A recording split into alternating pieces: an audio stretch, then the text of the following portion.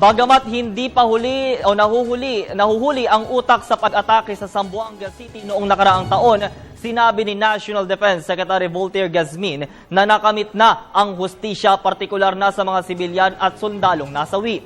Ayon kay Gazmin, nakasuhan na ng pamahalaan ang mga nahuling miyembro ng grupo ni Moro National Liberation Front founder Nur Miswari. Bukod dito, patuloy din ang pagtugis kay Miswari na huling na-monitor sa Sulu. Samantala, patuloy din ang rehabilitasyon ng pamahalaan sa mga barangay sa Zamboanga City na lubos na naapektuhan dahil sa bakbakan. Justice natin ay ilagay natin sa poder ng justisya, yung mga taong nanggulo.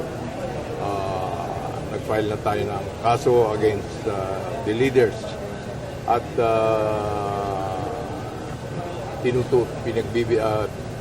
pinagtutuunan ng pansin ng gobyerno yung rehabilitation at reconstruction ng Zamboanga.